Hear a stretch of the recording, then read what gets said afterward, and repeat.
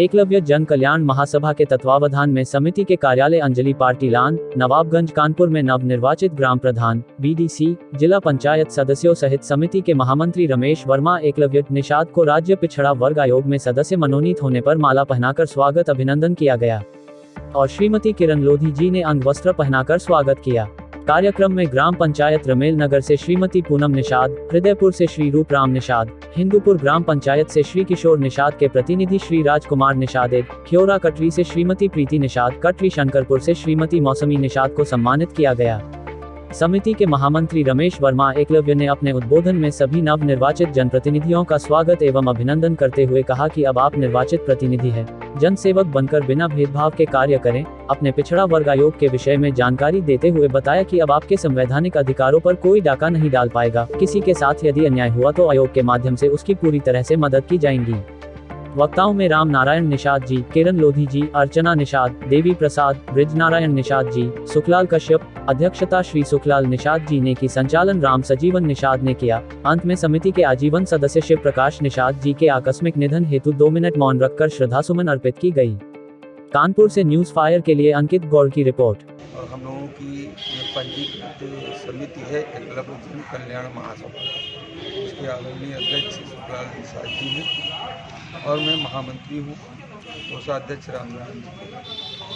और बतौर संरक्षक और महिला मोर्चा का नेतृत्व करते हुए हमारे ये बहन समाज, मेरी बहू है किरण लोधी निषाद जी,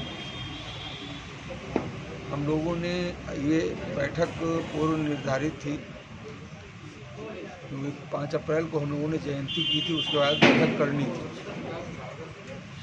उसी में एक एजेंडा ये बढ़ाया गया था कि जो प्रधान, बीडीसी और जिला पंचायत सदस्य निर्वाचित हुए हैं उनका अभिनंदन भी हम लोग करेंगे। ये तो चांस की बात है कि 2 दिन पहले मुझे भी पिछड़ा वर्ग आयोग में सदस्य बनने का शुभ अवसर प्राप्त हो गया है।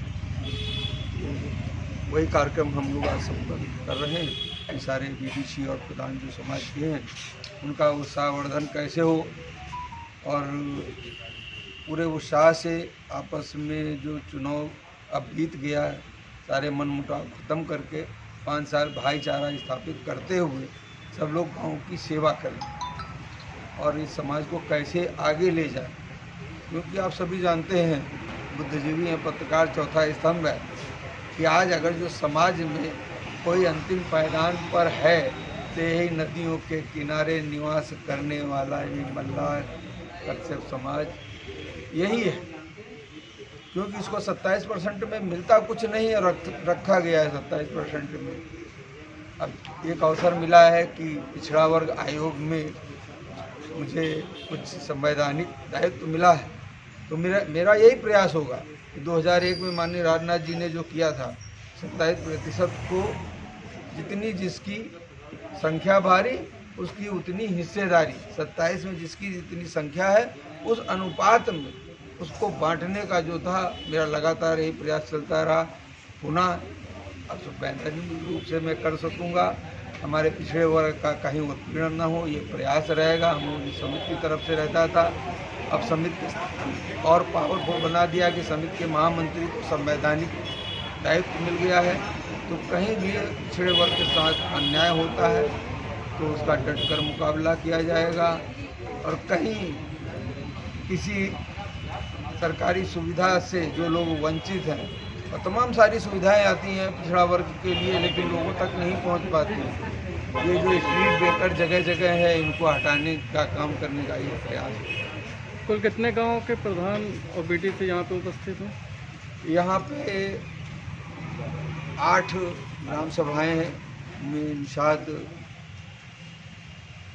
कश्यप, 2 में लोधी, लगभग 10 ग्राम प्रधान और बीडीसी भी लगभग 5 आए हुए हैं। बाकी बरसात की वजह से सारे लोग। आपकी जो एकलव्य जन कल्याण सेवा समिति लगभग कितने वर्षों से कार्य कर रही है? यह हम लोगों ने 2015 से यहाँ पे गंगा बैराज निषाद जयंती, निषाद कश्यप जयंती, आप यदि ध्यान होगा आपको कि 2015 से हम लोग लगातार 5 अप्रैल को लगातार 3 साल बिठूर से हम लोगों ने शोभा यात्रा भी निकाली है। फिर जागरूक हो गए जब लोग, तो हम लोगों ने 5 अप्रैल को प्रतिवर्ष यहाँ इसको निषाद पार्क पिछली सरकार ने घोषित किया था। मूर्ति लगाने का लिखित आर्डर हुआ था। हम लोग लगातार प्रयास में हैं कि वो मूर्ति लग सके। समिति की ओर से मूर्ति लगभग बन के तैयार हो गई है। अनुमति का इंतज़ार है। प्रयास था कि इसी 5 अप्रैल को लग जाए, लेकिन चूंकि 26 तारीख को अधिसूचना 26 मार्च को आ गई और उसी दिन मंत्री जी ने हम लोगों को बुलाया था, तो चूँकि अधिसूचना जारी हो गई थी तो उस विषय पे न उन्होंने आने की स्वीकृति दी और वो फाइल वहीं की वहीं अभी है। अभी कल पुनः मेरी बात हुई है कुछ, तो विषय को जब आगे रखेंगे।